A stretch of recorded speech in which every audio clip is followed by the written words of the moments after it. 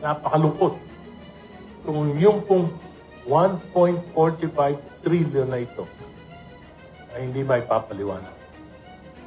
Command responsibility ng Pangulo ito.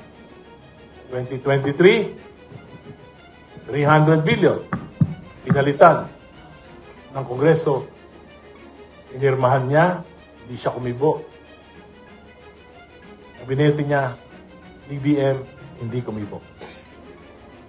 Baka napalusutan siya. Pero 2024, 500 billion. Pinalitan, sinalaula, hindi siya kumibo.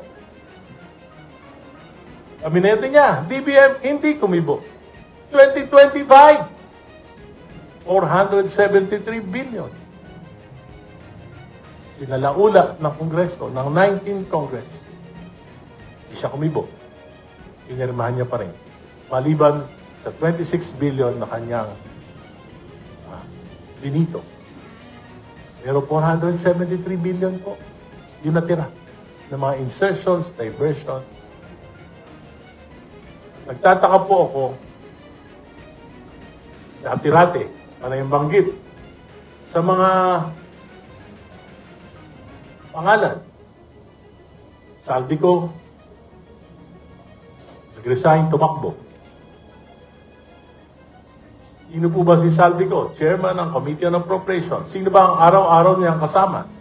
Sino ba ang kasama niya nagpaplano? Si Speaker Martin Romualdez. At lahat ng 3 taon na ito, sino ba ang katuwang ng Kongreso, ng Kamara, o ba ang Senado? Binabanggit lagi si Senate President Chis Escudero. Pero ngayon po, nahimik na rin. So ano ibig sabihin nito? Gusto siguro makalimutan ng bayan ang pinakamalaking kasaysayan ng pagnanakaw sa kaban ng bayan. Kung tatahimik tayo, kung nakakalimutan ito, siguro after 2 years, nanakawan tayo ulit. Congressman, may nagsalita na, si Bersaga, no? Si Bersaga, si Miao Miao, and saka si Leviste, no? Eh, kayo po ay, I think Leviste trusted you, no? He showed you the Cabral papers. What can you tell us about that? Well, alam niyo po, yung Cabral Files na sinasabi, that's a public document. Meron naman pong kopya ang ombudsman, kinuha nila. So, alam niyo po, yung simple lang yan. Napaka-simple. Kung gusto imbestigahan ng gobyerno, 2023, 2024, 2025 national budget, ikumpara lang nila yung National Expenditure Program na sinabmit ng DBM sa Kamara. Tapos ikumpara doon sa GAA, makikita niyo na po yung mga insertions, diversions, at mga amendments. Pagkatapos po, lahat ng mga proyekto, alamin niyo lang kung sino yung mga naging contractor. Alam niyo na kung sino yung mga naging contractor. Yung mga contractors. Tapos tingnan nyo lang yung mga proyekto. Malalaman nyo na kung sino, ano yung ginawa at ano yung ghost at ano yung substandards. Napakadaling imbestigahan yan kung gustong imbestigahan. Ano balita niyo sa investments? May ba pumapasok ng investments lately? Alam niyo po, nung panahon ni Pinoy, nung umalis po siya, yun po yung pinakamalaking foreign investments. $7 billion. Yung inflow ng investments.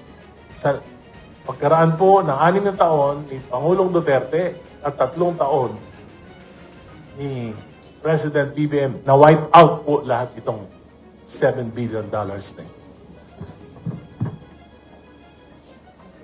Okay, the floor is open to questions from the media. Identify yourself and please make your questions brief and to the point. Yes, please. Identify yourself.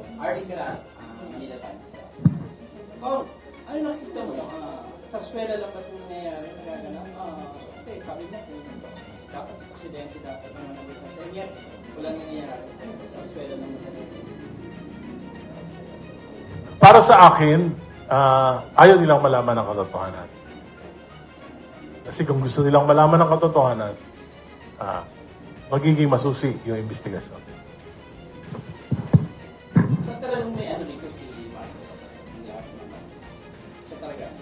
Sabi ko po, lagi ko sinasabi, Gaya na sinabi ko kanina, 23, 24, 25 budget, sila Laula, hindi siya kumibo. So it's either complicity or a question of competency. Wilson, any questions? Yes. Ano ang reaction nyo?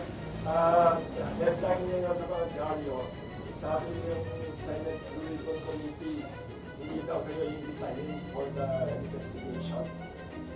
Na-chismis lang daw yung sinasabi nyo. Well, hindi po chismis kasi yung 5 congressman, inimbita ni Congressman Lebiste. Pinakita sa amin yung files na naglalaman ng text messages between the President and Yusek Bersamin. Nandun po, nakalagay doon, 7 billion. Nag-report siya kay Presidente, natanggap na lahat ng 7 billion at March 24 po yun, 2025. At susunod niya yung kwenta kung saan-saan napunta yon. At may mga napunta doon sa mga kandidato na alyansa, 11.